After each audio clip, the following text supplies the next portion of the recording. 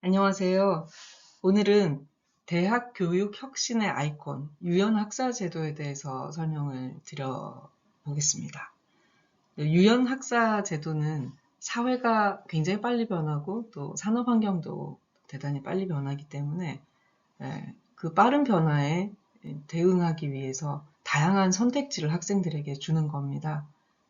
그렇게 할 때 그 교육을 받은 학생들이 보다 아, 융합적이고 창의적인 필요로 하는 그런 인재가 될 수 있겠다. 이런 논리인 거죠. 학사제도가 유연화되어야 될 필요성에 대해서 먼저 살펴보면 일단 학생이 다변화되고 있습니다. 학생의 연령이 다양화되어서 성인 학습자들이 많아지고 있고요. 또 국적이 다양화돼서 외국인이 많아지고 있고 직업이 없는 학생이 아니고 직업이 있는 학생들이 재교육을 위해서 오는 재직자도 많아지고 있습니다. 그리고 현재 칸막이식 이런 학사 구조가 대단히 경직되어 있습니다. 그래서 변화에 능동적으로 유연하게 빨리 대응하고 대처하는 것이 어렵습니다. 그리고 편제 개편 한번 하려고 그러면 굉장한 에너지와 비용과 소음이 발생을 하지요. 또 빨리도 바꾸지도 못하고요. 이게 이제 학사 제도의 경직성입니다. 또 하나가 물리적인 전공 통폐합. 이것이 전공 혹은 학과의 정체성 자체가 아주 모호해져서 이게 뭐 하는 과지? 잘 모르는 정체성이 사라지는 그래서 결국은 그렇게 해서 망하는 그런 것도 학사제도를 유연화하면 대응을 할 수가 있습니다. 그 다음이 하나, 둘, 셋, 네 번째일까요? 학생의 선택권이 강화가 되고 유연성 있는 학습 환경이 유연학사제도 도입으로 가능합니다. 그러면서도 학생과 교수가 나는 무슨 과야 이런 소속감이 있어야 되거든요. 그런 소속감이라는 장점은 그대로 유지할 수 있는 것이 유연학사제도예요. 이렇게 해서 하나, 둘, 셋, 넷, 다섯 가지 정도? 네 가지인가요? 네. 유연학사 제도의 필요성, 장점을 살펴봤고요.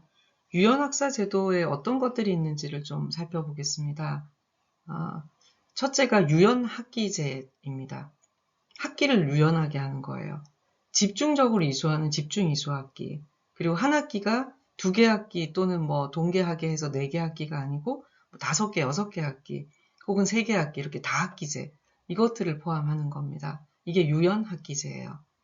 그리고 보통은 3월하고 9월에 두 개 학기를 입학하고 전공하고 졸업 준비 이렇게 고려해가지고 이제 좀 모듈 형태로 만드는 그런 형태도 있습니다. 그래서 모듈형 학기라든지 학년별로 또 다른 학기를 운영하는 이런 방법도 있어요. 1학년에는 2학기, 보통 1학년에 뭐 유연학기제 하는 학교는 3학기 많이 하죠. 동기유발학기제 같은 거 둬가지고 3월 한 달을 하나의 학기로 운영합니다. 이런 게 유연학기제예요. 그리고 또 그 4학년 때 마지막에 학업하고 또 진로를 고민하는 그 과정에서 전환교육으로 뭐 실습학기제라든지 뭐 오리엔테이션 학기제라든지 취업학기제라든지 뭐 이런 이름으로 우리가 탄력적인 학기 운영이 가능한 것이 유연학기제입니다. 이 학기제가 유연하려면 집중 이수가 같이 돼야 되거든요. 4주 만에 한 학기를 하고 8주 만에 한 학기를 하고 보통은 15주가 한 학기지 않습니까? 그래서 따라오는 것이 집중 이수제입니다. 집중 이수제는 학기 중에서 특정 기간에 집중적으로 수업을 이수하는 제도예요. 그래서 학점당 보통 15시간 이상이 수업 시간이거든요. 그걸 준수해야 돼요. 그럼 뭐 방학이라든지 주말에 활용하면 단기간에 15시간을 이수를 하게 되면 1학점이 이수가 되는 거죠. 보통 어떤 과목이냐면 실험 실습 과목. 실험 실습 과목은 집중이 훨씬 더 효과적입니다. 그리고 현장 실습이라든지 또 뭔가 이렇게 그 집중이 필요한 그런 연구 작업이라든지 해커톤이라든지 이런 그 과제들이 있지 않습니까? 이런 과제들은 집중 이수제가 훨씬 효과적입니다. 그래서 집중 이수제를 잘못 오해하면 짧게 다 해치우는 그래서 학교의 교육이 부실해지는 이런 형태로 졸업이 될까? 그렇지는 않습니다. 어떤 과목을 집중 이수할 거냐 여기에 가치가 판단이 들어가집니다. 네. 그리고 연계전공제가 있습니다. 2개 이상의 학과가 협력을 해서 하나의 새로운 전공을 만드는 겁니다. 이때 2개 이상의 학과가 새로운 전공을 만들 때 각자가 필요한 과목들을 만들어줘서 이제 내놓긴 하는데 신설하는 새로운 과목은 없습니다. 이것이 연계전공제입니다. 예를 들어서 기계공학과하고 항공대학의 항공과가 협력을 해가지고 드론 전공을 만든다. 이렇게 할 때 기계공학의 일부 과목과 항공학과의 일부 과목을 내서 드론 전공이 있는 그대로의 과목에서 가지고 교육과정이 구성이 되는 게 연계전공제예요. 이렇게 교집합만 가지고 만든다는 것이죠. 그리고 융합전공제라고 하는 거는 역시 마찬가지로 2개 이상의 학과가 협력해서 하나의 새로운 전공을 신설하는 거는 유사한데요. 여기에는 새롭게 어떤 과목이 추가가 됩니다. 그래서 단지 어떤 물리적인 2개 과의 교육과정의 교집합이 아니고 이런 융합이 이루어지게 됩니다. 퓨전이라 그러죠. 그러면 안 들어가던 소스도 들어가는 것처럼 새로운 교과목이 몇 가지가 필요하게 됩니다. 그래서 대부분의 링크 플러스 사업 이런 거는 융합 전공을 하죠. 연계 전공만으로는 좀 어렵거든요. 그래서 조금 다양한 신산업 분야는 연계 전공이 좀 어렵고 융합 전공으로 하고 있습니다. 그리고 마이크로 디그리가 있어요. 마이크로, 작은 디그리 학위지요. 이거는 아주 스페시픽한 특정한 분야의 역량을 높이기 위해서 단기간 프로그램이 이수 가능하도록 짧은 미니 학위를 만든 학교 과정입니다. 보통은 12학점 이상 그렇게 얘기를 합니다. 그렇게 해서 한 학기면은 디그리를 하나 할 수가 있거든요. 재직자들도 할 수 있고 학점은행제로 팔 수도 있고 우리가 또 학생들에게 의미 있는 네일 아트 과정이다. 마이크로 디그리죠. 이렇게 짧은 기간 내에 새로운 지식과 또 기술을 배울 수 있는 그래서 바로 현장에 적용할 수 있는 그런 장점이 있습니다. 그리고 학생 설계 전공이 있어요. 이게 자유 설계 전공, 나만의 설계를 설계하는 거죠, 전공을. 학생이 정말 내가 하고 싶은 거에 맞춰가지고 우리 대학의 모든 교과목들 중에서 뽑아가지고 나만의 교육과정을 만드는 거. 이게 이제 학생 설계 전공이라고 보통은 통칭하는데 자유 전공이죠. 예, 이렇게 다양한 유연학사 제도들이 있고 우리 한국교육부는 대학이 이런 유연한 학사 제도를 얼마든지 잘 활용해가지고 교육과정을 혁신하는 것을 권장하고 있습니다. 네, 상위법들에 이렇게 꼭 지켜야 될 것들은 몇 가지 안 돼요. 네. 그러면 끝으로 학생의 이런 선택권을 확대하기 위해서 유연학사 제도가 성공하려면 어떤 조건이 있어야 되는지 조금 더 보겠습니다. 유연학사 제도 성공 구현을 위한 다음과 같은 조건. 첫째는 이 제도적 지원이나 규정 수립 같은 게 다 받쳐줘야 됩니다. 대학이 유연학사 제도를 효과적으로 하려면 어떤 거를 우리는 개념정이죠. 명확한 지침 또는 행정적인 지원 이런 것들이 필요합니다. 주로 이제 규정 개정이나 지침 마련이 필요해요.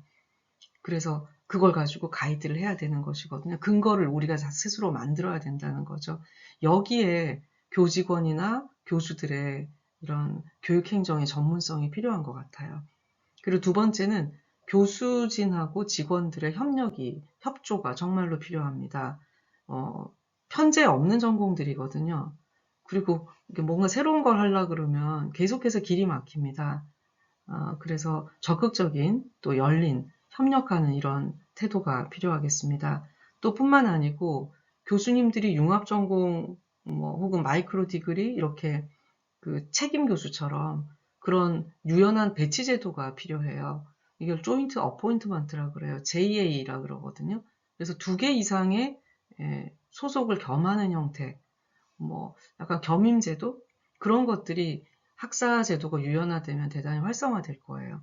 세 번째가 학생들이 주도하고 선택권을 스스로 발휘해야 됩니다. 그러니까 학생의 어떤 개선점이죠. 필요한 점이고 조건이에요. 학생이 자신의 학습 경로를 주도적으로 설계하고 이수하려면 주도성을 가지고 선택권을 발휘해야 되는데 학생들이 뭐가 있는지 잘 모르잖아요. 그래서 학생들에게 진로라든지 이런 그 편제에 대한 상담, 그리고 이 지원 체계죠. 상담 학사 지도 체계라 그럴까요? 혹은 상담 체계라 그럴까요? 학생들에게 이걸 가이드하는 지원 체계가 꼭 필요해요.